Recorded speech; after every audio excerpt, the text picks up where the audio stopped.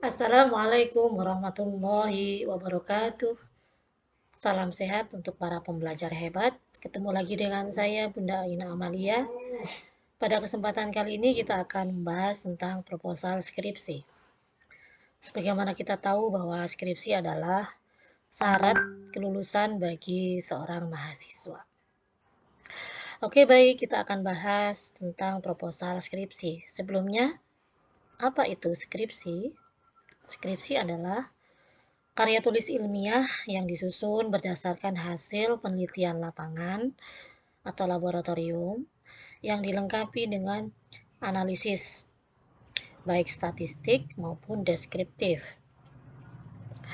Kemudian tujuan dari pembuatan skripsi adalah agar mahasiswa memiliki kemampuan, keterampilan, dan pengalaman untuk memecahkan masalah. Karena sebagaimana kita ketahui bahwa penelitian itu adalah untuk memecahkan masalah atau problem.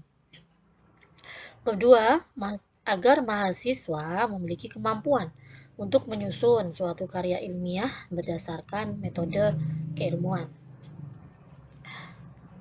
Kemudian sistematika proposal skripsi itu yang pertama adalah judul, kemudian latar belakang penelitian, kemudian rumusan masalah, tujuan, manfaat penelitian, kemudian penelitian terdahulu, kajian pustaka, metode penelitian, jadwal penelitian, dan yang terakhir adalah daftar pustaka. Untuk judul, ketika kalian membuat judul penelitian untuk skripsi, maka judul itu harus menarik. Menarik itu apa? Membuat penasaran. Dan isunya dibutuhkan untuk masyarakat luas, isu penelitiannya. Kemudian yang kedua adalah sederhana. Bahasa yang digunakan harus mudah dipahami. Ketika orang lain membaca itu sudah tahu bahwa oh ini maksudnya seperti ini. Jadi bahasanya sederhana. Jangan menggunakan kalimat-kalimat bahasa-bahasa asing yang orang lain tidak akan paham. Kemudian yang kedua, yang ketiga adalah informatif.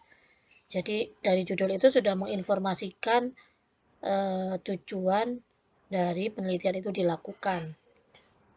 Yang keempat adalah fokus. Jadi harus fokus, nggak boleh kemana-mana, gelambiar kemana-mana atau menimbulkan persepsi yang berbeda ketika orang membaca. Contohnya, penggunaan media kartu pintar dalam meningkatkan kemampuan membaca permulaan anak kelompok A. Nah, ini adalah judulnya menarik. Menarik kenapa? Isunya dibutuhkan oleh masyarakat, terutama para ibu-ibu yang ingin meningkatkan kemampuan membaca anaknya. Nah, menarik tuh. Kemudian bahasanya sederhana, tidak menggunakan kalimat-kalimat yang pakai bahasa asing, kalimat asing gitu ya, tapi bahasanya mudah dipahami dan informatif serta fokus. Dibatasi di DTK Muslimat NU, ETK Muslimat NU Khadijah gitu ya. Forum Asri. Nah, itu ada pembatasan di situ. Di judulnya sudah disebutkan. Selanjutnya adalah latar belakang. Latar belakang ini adalah alasan yang melatar belakangi dilakukan penelitian. Yaitu di situ dideskripsikan, dijelaskan, diuraikan bagaimana latar belakang alasan dilakukan penelitian itu. Penelitian dilakukan itu seperti apa alasannya. Nah, itu dijelaskan di latar belakang. Kemudian selanjutnya adalah rumusan masalah. Didasarkan pada latar belakang ya, rumusan ini dibuat didasarkan pada latar belakang yang telah dibuat sebelumnya. Yaitu menggunakan menggunakan kalimat-kalimat pertanyaan gitu ya. Yang itu harus dijawab dalam proses penelitiannya. Itu untuk rumusan masalah. Selanjutnya adalah tujuan penelitian. Yaitu disusun berdasarkan rumusan masalah. Sehingga perlu konsisten antara rumusan masalah dengan tujuan penelitian. Dalam tujuan penelitian ini menggunakan kalimat pernyataan yang singkat, ya, jelas dan spesifik tentang apa yang ingin diketahui dari kegiatan penelitian. Kemudian selanjutnya adalah manfaat penelitian. Manfaat penelitian ini adalah menguraikan tentang manfaatnya. Manfaat yang diperoleh apabila tujuan penelitian itu tercapai. Difokuskan untuk pengembangan keilmuan, kemudian informasi bagi pembuat kebijakan. Pemerintah perlu mendapatkan masukan dari penelitian ini untuk landasan mereka membuat kebijakan-kebijakan. Kemudian yang selanjutnya adalah umpan balik bagi pengguna penelitian.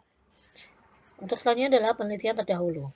Penelitian terdahulu ini adalah menguraikan tentang hasil penelitian, ya, atau pendapat yang terdahulu yang serupa, yang dapat digunakan sebagai landasan berpijak dalam penelitian. Jadi penelitian terdahulu itu menjadi landasan berpijak bagi dilakukannya penelitian.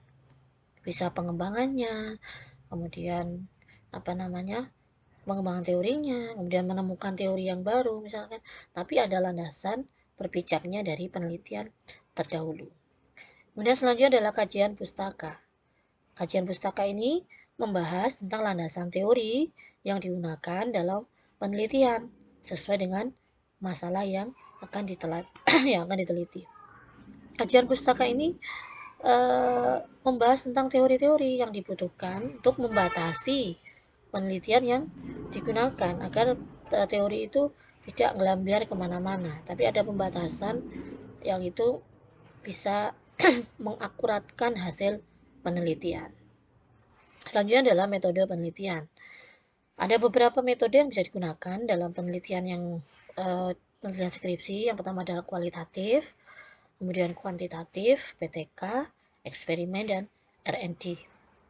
Kalian semua tentunya sudah paham ya apa itu penelitian kualitatif, kemudian kuantitatif. Kalau kualitatif itu ketika pengumpulan datanya dengan menggunakan observasi, wawancara gitu ya.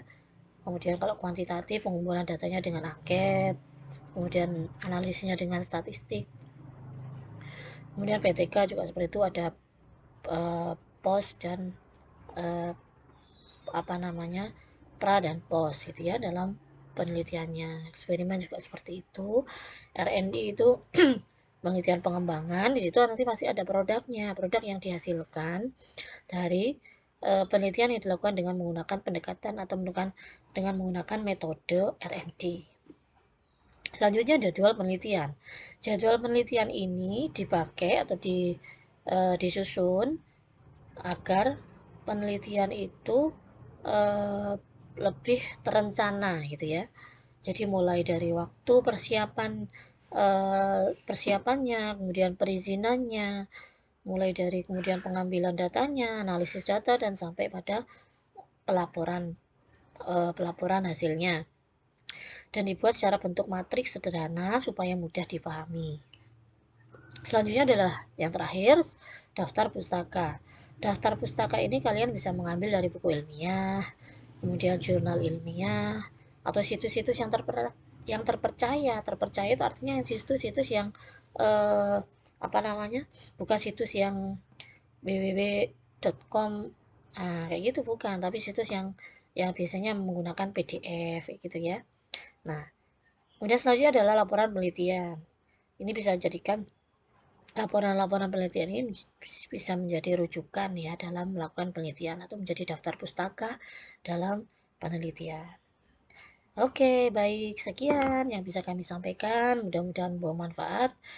Dan ingat ada kata pepatah bahwa man jadda wajada. Barang siapa yang bersungguh-sungguh maka dia akan mendapatkan hasilnya. Sekian, kurang lebihnya mohon maaf. Assalamualaikum warahmatullahi wabarakatuh.